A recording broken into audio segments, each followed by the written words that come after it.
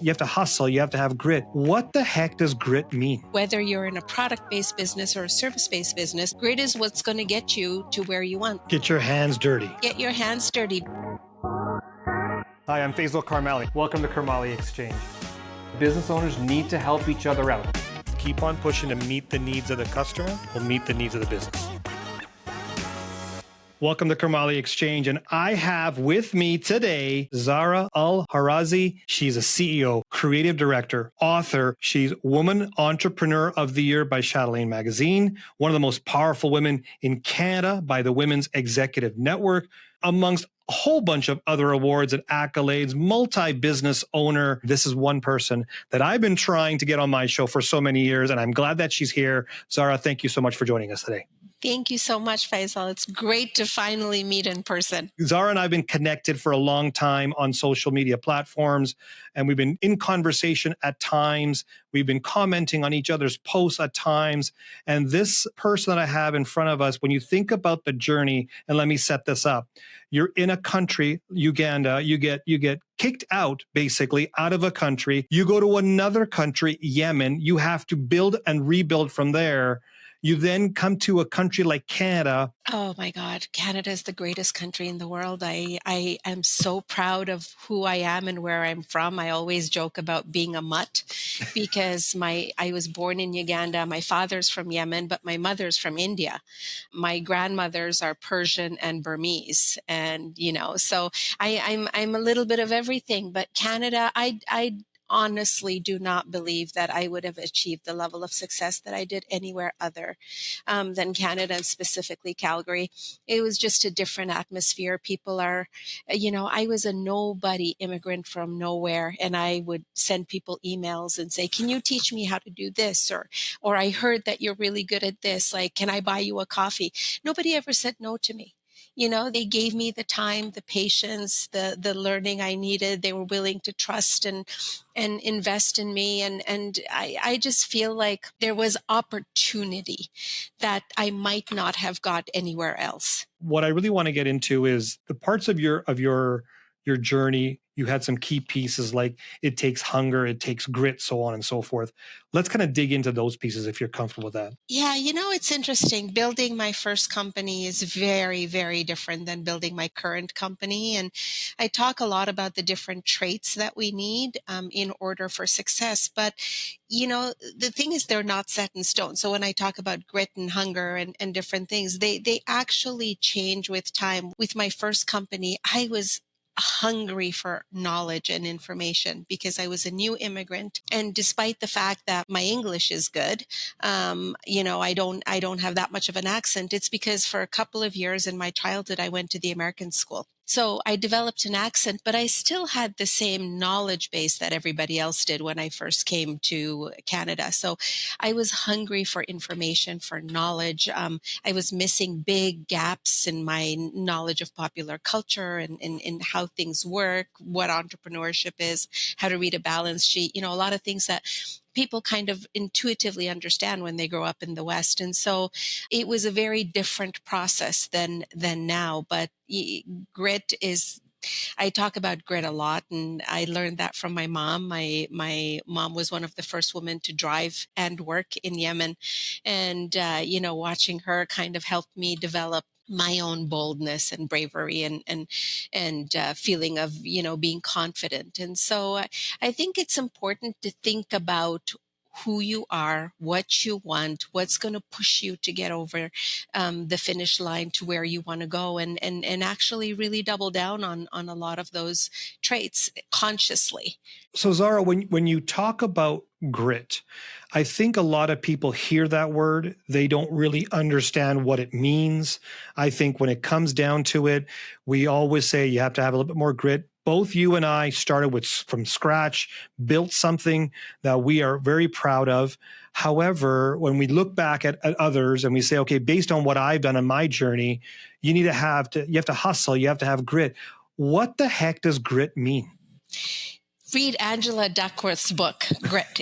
It's a fantastic book, and one of the quotes I love that I actually use from her book is, she's like, let me tell you what grit is not. Grit is not your talent and your ability.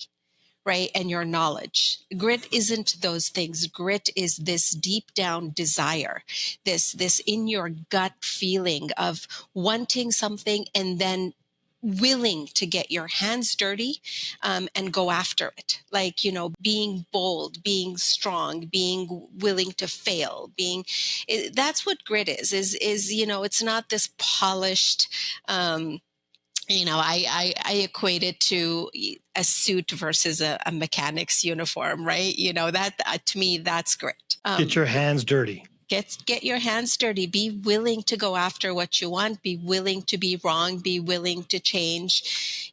That to And me is what grit most is. entrepreneurs today, I think it's about 72% from the data that I've read in Canada, are going to service-based businesses versus a product-based business. Now, when you talk to product-based business owners, they tell me grit means creating a better product and getting it out there. When it's a service-based business, people believe they just have to post stuff about how knowledgeable they are, how they can add value to a person's life, how they can solve their problem, and everybody will come to them. They're missing that grit factor. So for those entrepreneurs who believe that all you have to do is just market, promote, create a brand, that will be enough. What does grit have to do with a service-based business first? Well, first of all, I don't think grit is a product. I don't think it's creating a better product and getting out there. I think grit is your values, your mission. I think it's more personal than that. Like, an inanimate object is not gritty, but human beings are, right? So grit is whether you're in a product-based business or a service-based business, grit is what's going to get you to where you want. Like most businesses hit this 7-year ceiling and then they don't go further than that. That's when most businesses fail.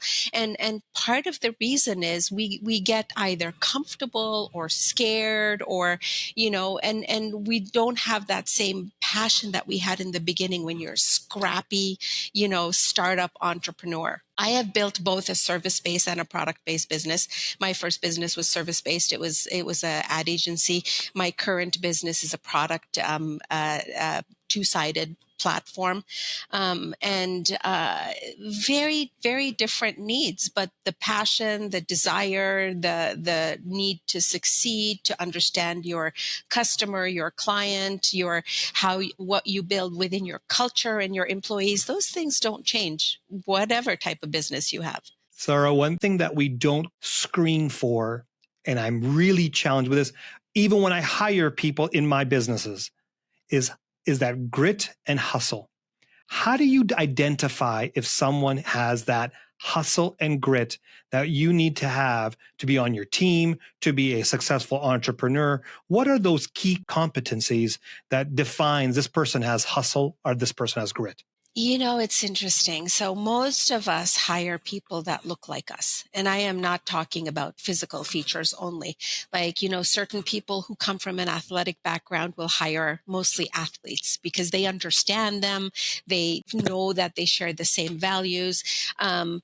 So in my first company, my business partner ran one side of the business, I ran the other side of the business, and we were having a little bit of struggle connecting. And so we all did this personality test called the Enneagram.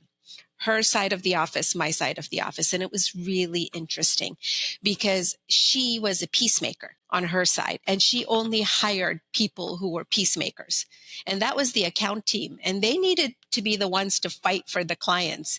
Meanwhile, I was running the creative team and I hired hustlers. I hired people who were like racehorses, like stuck in a stable that just wanted to get out and run and go.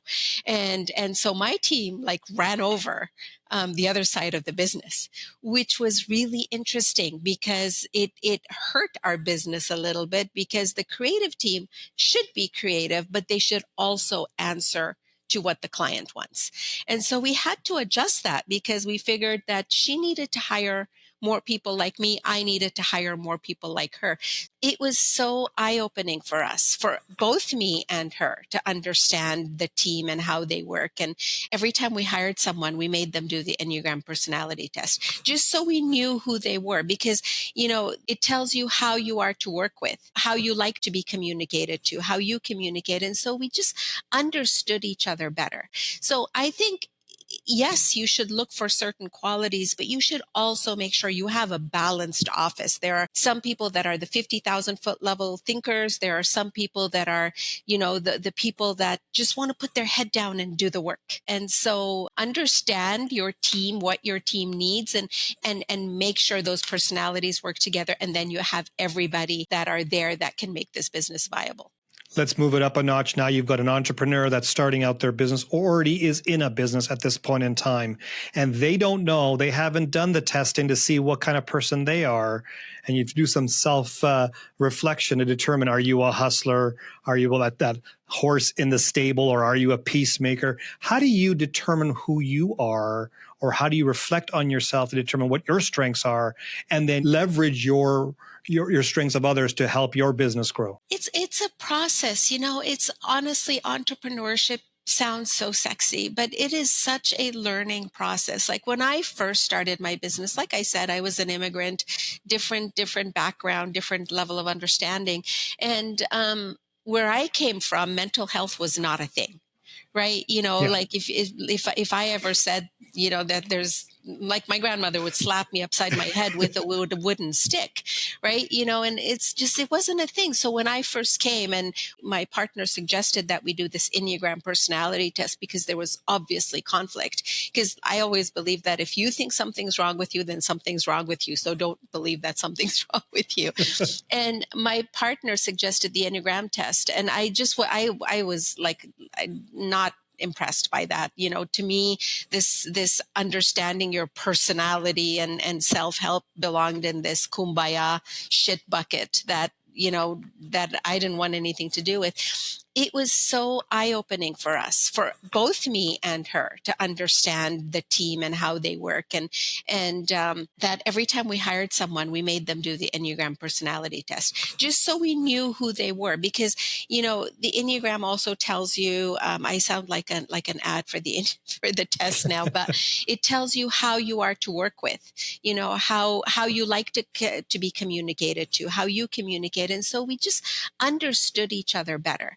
But not all entrepreneurs have that luxury in the beginning. Like, right now with my current business, I will take whoever I can who will come and be cheap, because that's the stage we're at, right? So there's just different levels of growth, of building culture, of building understanding, of building awareness. There is no solution or rule book or guidebook or,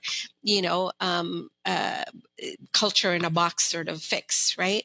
Zahra, I've always said to people, doing what I do for a living and building all my businesses, when you look at the successful entrepreneurs out there and the successful businesses, they come up with 5 areas. I call them the 5 Ps, stand for people, product, process, get paid. And the last one I get a lot of pushback on is passion or purpose.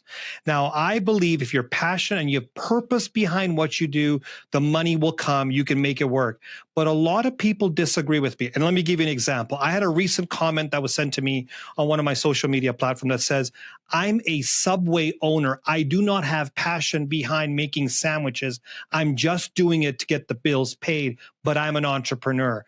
Does that work? Does it actually happen where people are just doing a business like it's a job and that's Yes. all it is? And what do they do then? They're going to be in a dead end situation, possibly for the rest of their lives, if they don't have any purpose or passion. Maybe for you, maybe for me, but I don't think passion and purpose are the same thing.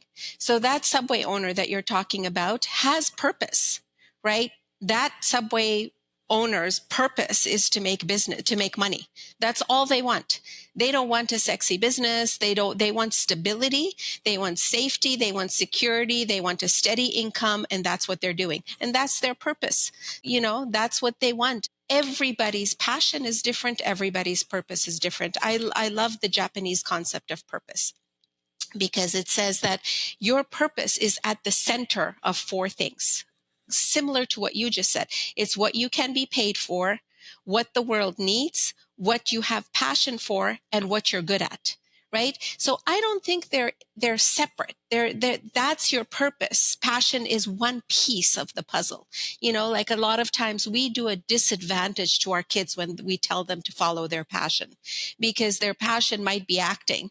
They might never make money at acting, and it might be disappointing for them, and they might feel like a failure, right? So yes, they have passion for that, but that's not their purpose. Some people purely start businesses to make money, and that's okay too. So Zahra, you kicked off with a fantastic business here in my home city. Tell me a bit more about your first business. So my first business was Foundry Communication. And, when I first graduated, so I went back to school with 3 kids, because when I immigrated to Canada, I didn't have a degree. I went to art school because I didn't think I was really that smart or able to do anything more than go to art school, which is what I did. And then I discovered this thing called graphic design and fell madly in love, and built my first agency. And I built it because I worked for someone, and I just didn't like how they did things. I didn't like how they dealt with clients, how they dealt with employees, how they dealt with art, and design. And I just wanted to do it differently. We made over $1 million our first year in business. It was fun. It was exciting. I think that was my passion business. My current business is my purpose business, which is, really interesting. But it was an incredible amount of fun, but also really challenging. And it's challenging because, like I said, the cyclical nature of the economy, and how marketing budgets change. So we were purely a branding business. And within 10 years, the market changed so much to be a digital landscape. And I had to make a decision at that point. Did I want to pivot and embrace that or not? And I decided not, and sold my business and started building other businesses as a consultant until I found what I wanted to do. One of the reasons why I've been drawn to follow Zahra has been that one piece that she just said. When she was working for someone, she saw that there was a lot of issues, errors. It may not have been as great as that could be done out in the market. And so she wanted to create something in the market that was done differently. That connected me to Zahra right off the get-go. I can tell you that because both of us in our early parts of our career started off working under someone saying, I think we can do a better job. Mm-hmm. You have a business called Skillit. Let's talk about that for a bit. What's Skillit, and why did you bring it out to the world? Oh my gosh. So Skillit is a business that I've been trying to launch for 6 years, and very different. My first company was a service business. It depended on my talent. This is completely different. So first of all, there was this massive learning curve of building a tech platform, of learning to raise money, of doing all the things that I never did before. So we wanted to teach skills, specifically soft skills, but we wanted to do them in a live in-person setting because it's the best way to learn. And so we launched the business to coincide with the launch of my book in January 2020. And then we all know what happened in March of 2020. And the world had no need of a live in-person skill building business. Yeah. And so I spent the next 2 years reframing the business, trying to understand, how do we make this viable? And it's now an edutainment company. So we are entertainment first, learning second. And we changed target audience. So my target audience is families. So for example, we'll take a family out into the desert and teach them survival skill. We have cooking classes. We have carpentry classes. A carpenter will come and build a doghouse with you and your family. So you have a total fun afternoon, but then you also are left with this doghouse or a salad garden, or, so it's all learning skills, both hard and soft, and also first entertainment. And so had to revamp the business, decided instead of building on a third-party platform, which is where we started, to actually build the technology. We finished our soft launch early this summer. We are now in the process of launching this week, our hard launch in Las Vegas. So, but man, it was so different, like just a service business versus a product business, just completely different in understanding, in how you build the business, what you need, what you do. So yeah, it's been a challenge. When you look at other business owners that you've spoken to, many of them will appear to be successful. they'll have awards, accolades, but when you get a chance to look at their financials, it's a fucking disaster. They're not making profit, but yet they're this great entrepreneur. They're not growing their business. But they're considered to be a great entrepreneur. How important is financials, and what skill set, since we're talking about Skillit, do entrepreneurs and business owners have to know when it comes to their financials? So I have a line in all my speeches that I do. Like, I have slides, and one of my slides, it says very clearly, fake it until you make it. And your financials play a huge part in your success, but you do what you need to do to get to that success. There were times when I was in Calgary. You know how Calgary is a very cyclical, oil and gas, and marketing is, I owned a marketing agency. Marketing is the first thing they cut when the economy is bad, right? There was months where I did not know if I could pay salaries. Yeah. Right. Because every time the phone rang after a downward turn, it would be like, Zahra, I am so sorry, but we have to pull our marketing budget. You just have to go with it. You have to do what you need to do. Yeah, your financials might suck, but you were a smart entrepreneur that got to this stage. You clearly have the desire and the passion, and you will come out of it. But that doesn't mean that I need to announce to the world and say, you know what, we're really struggling right now. So again, no hard, fast rules. You build your business how you need to build your business, right? There are key things that everybody on this show gives to entrepreneurs out there. Give me 3 pieces of advice that you'd like to leave with these entrepreneurs that will help them over the next 12 months and 12 years. 12 months and 12 years, 3 key pieces of advice. That's a great question. It's usually one. Yep. One's easy. We can do one. Let's try doing 3. Well, I can probably come up with 3. Number 1, believe in yourself. I know that sounds easy, but it is hard. It is hard to fake it until you make it sometimes, right? It's hard to do that because you have to have a firm belief in yourself in order to do that. You will make mistakes. You will fail. You will fall. There will be challenges along the way. Believing in yourself is what's going to allow you to overcome those hurdles. Number 2 is find your team and your people. You will never, ever do this alone. There are things that entrepreneurs like to say that I wear 10 hats. Well, probably 6 of those hats you should not wear because you're not good at that thing, right? So find the team that will help you get there because, for example, I am the ideas person, right? I am not the detail person. Meg is my COO. She is the head down. I want to deal with the insurance company, Zahra. Whereas for me, I want to stick a knife in my eye if I even have to talk to them, right? So that's kind of the difference. Find your people, find your team. That's number 2. And number 3, have passion and have purpose because they're different. Your passion is the thing that is fun for you, the thing that you want to do, that is exciting, that gets you out of bed in the morning. Your purpose is why you were put on this earth, what you're meant to do, what you want to achieve, what you want the end goal to be. So have both. Zahra, you've said you'd fake it till you make it. Well, you've definitely made it, not only once, but you're going to do it again and again and again. Zahra, thank you so much for joining us today. Awesome. Thank you for watching the Karmali Exchange. Make sure you subscribe and hit the notification bell so you never miss an episode. You can also follow me on social media at Faisal Karmali, where we can continue the business conversation.